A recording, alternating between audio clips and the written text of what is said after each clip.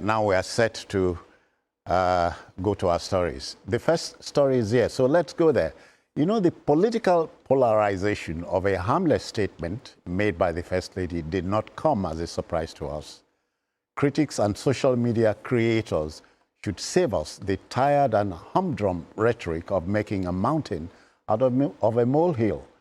The President Bola Ahmed Tinubu Media Center has shared an artificial intelligence, what you know as AI-generated image of Nigeria's First Lady frying and selling akara, roasting corn and producing kuli-kuli, all of them very popular snacks in our country, require very little startup capital. She never suggested that vulnerable Nigerians should take to frying akara. Let's even start from there, BKO. Yeah, it was clear what the First Lady was saying was that, look, is people can take to frying akara, and that is not difficult. People can take to roasting corn, frying kuli-kuli. You know? What she was trying to say was that, look, people should not surrender. People should not give up in the face of hardship. Yes. Yeah. And the thing is, we have seen people who rose from this kind of humble beginning to send their children to school. We know people who fried akara to send their children to school. And I gave the example of my dad, who had to drive kabu-kabu to pay my way through the university. From scratch, starting from scratch. Today, no, he didn't start as from scratch as a kabu-kabu. He retired as a school principal, you know, but he didn't go into business. He needed to do the kabu-kabu to stopgap. Yes, to find money. To pay the way of his children through the university. The governor of Borno State today was a kabu-kabu driver here in Lagos to be able to pay his way through school at the University of Ibadan, where he graduated. Fayose also used to do kabu-kabu in Ibadan. So it's not like mocking people, mocking the downtrodden. She's just saying that there are a million things that people can do to survive. But we have a generation that is so fault-finding, every little thing, and they quoted out of context because that that soundbite was way longer than that, where she also talked about support for the big business people. Because even the big business people are receiving support. And she said, look, we are not giving you loans, we are giving you grants. Now, what is wrong in supporting a woman frying akara by the roadside to even build a little place of her own where she can continue the business? She already has the client base. So all that she needs is a little support to expand her business. So there's no big deal. And I gave examples during the past week that the woman that you know as running Amalaska in Ibadan today, which is very, very popular in a glass house, used to cook food on her head in Bodija.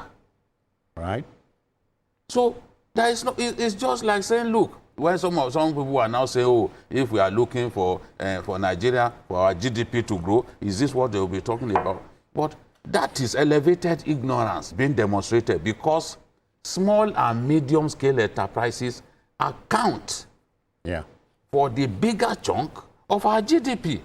Look at the contribution of agriculture, for example, to our GDP. Even the telcos, as big as they are, they don't give that kind of contribution. So the little businesses that we despise, we have no reason in the world to despise them.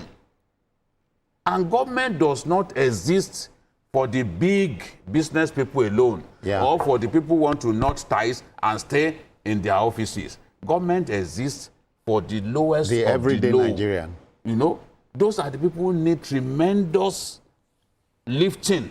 Yeah. You know, from the Lazarus stratum of the ladder. They are the ones who need lifting the most. So there's nothing wrong with what the First Lady has done. And I like the fact that the president was even joking about it the other day. That, oh, my wife, Akara. Because look, people in government shouldn't get angry over this kind of things. Rather, poke fun as much as possible. Listen, with it, and that's what they've done with the AI-generated picture. BKO and Wale would know that Alakara in Mushin here in Lagos got that name because the Akara fellow really gained a lot of popularity. Yes, you know. Look how popular Akara also is. And who has not tasted Akara? Akara also. The thing is, can we all? Is it practicable for all of us to work in air-conditioned offices, to work in banks, to be teachers? There will be people who will be Okada riders, and we will need them from time to time. There will be people who would be motor mechanics. I saw a girl who graduated, who finished youth service, and had to go and salute her dad. I saw the dad dressed in the mechanic overall. Wow. Very dirty. But the girl way through school was paid by this man. Oh, yeah. So if somebody is talking about help for such people, why are you making an issue out of it? Are they not Nigerians? Are you more qualified than them for government, for lifting by government? So these ridiculous people who just make a mountain out of a molehill, they need to be disregarded and not given any form of attention, because there's no need for this. Well, it is not out of place to draw parallels there. Better life for Nigerian women was here in this country. Yeah. Better life, as it were, was painting that picture of the everyday Nigerian woman, you know, who can start small. Yeah. And General Abdul Salami Abubakar's wife brought rapper. Yeah. I've forgotten the RAPPA, you know, WRAPPA, you know, all to egg the everyday Nigerian on, because the First Lady is a mother. Yeah. For me, I think that we need to look at the sociology of that statement. Okay. And then the interpretations, different forms of interpretations. The first thing is that there are people who are angry unjustifiably. Oh, yeah. And sometimes anger, in fact, most of the time, overwhelms reason and logic. And rationalization. When you just respond without thinking deeply. That's it. The other level is ignorance.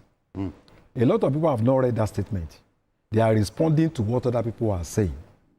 And they are not interested in reading the statement.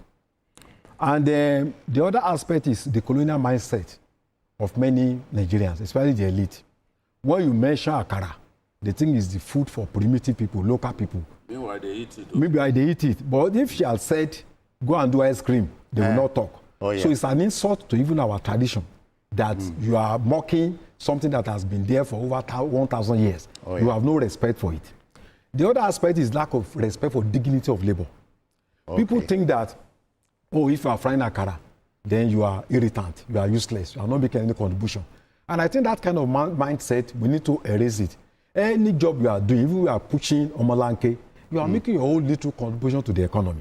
Oh, yeah. And I tell you that the informal sector contributes between 50 to 65% to Nigerian GDP. In fact, the informal sector employs about between 70 to 80% of Nigerians. Oh. And there are a lot of people who have made fortunes.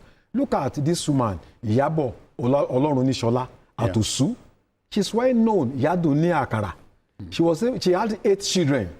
I got to know her when I was in secondary school. I've been hearing the name. She was able to build upstairs in Osu. Oh. She was able to buy Mercedes-Benz, 8 children, and she sent them to school. Look at Mike Adenuga. He was a security guard and also a taxi driver. Look at Azan Dantata. He was trading in kola nut and granite before UAC noticed, him, and then he began to go around to supply UAC. Became one of the richest people in West Africa. So I think this idea of even Maduka, who owns Kosaris, Yeah, he was a dropout in primary school. Oh, yeah. Then he went to selling spare parts. Innocent Chukwuba, who was innocent, was dealing with bicycle spare parts. But But determination. This man who owns Techno, Yeah. He was a phone repairer. Yeah. He used to repair phones. Yeah. But today, who owns Slot? Yeah. He was a phone repairer. But look at how big Slot is now. Yeah. Any Nigerian city that you get to that you do not see Slot, you know that you've not really gone inside that. So I think what she was saying is that with little money, something you can start with 20,000, 10,000, 15,000. You should be creative enough to start something to earn a living. And such people need help. Yeah, such people need help. Well, before we came on air, I broached the subject with you. You know, I said some of our colleagues, BK, some of our colleagues are not helping the narrative. They are pushing a jaundiced narrative, and the everyday Nigerian is flying with it. Because people just jump on the bandwagon. Oh, yes. Without doing some real thinking. That's the thing. So what really is the point? A statement comes. Look at the context of that statement. Yes. You know, contextualize it and rationalize it. Is okay, this is, could she have meant this? Yeah. All No, right. they are not even, they just want to abuse people. They just want to abuse people. So this is the way of these people. This is the way they behave. They just want to abuse people, and you see clearly a lack of home training. Oh, yeah. Oh, yeah. In these guys. Everything they post, everything they write, you see clearly that these people are ill-bred. Because some of us, we see what they write about us. You know, when we were having these discussions about Gbajabiamila and the rest of them, I now posted that, look, the chief of staff does not write appointment letters for anyone.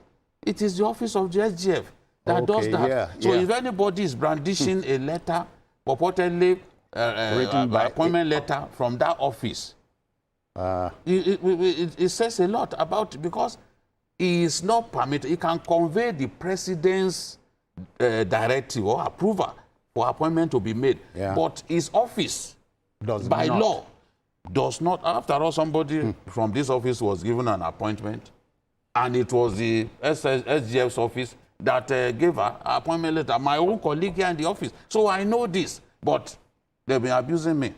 Somebody clearly who was referring to his own parents was saying that, oh, this is a useless journalist. It is your parents that you are referring to, not me. Because I have not said anything wrong. The level of ignorance is outstanding.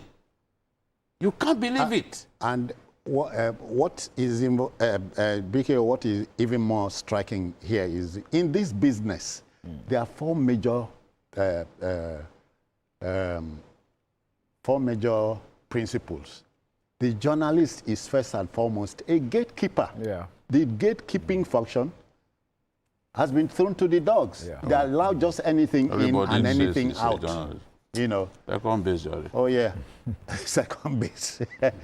All right, folks, let the debate continue. But our job here is to give context to the stories that come here. Like the next one.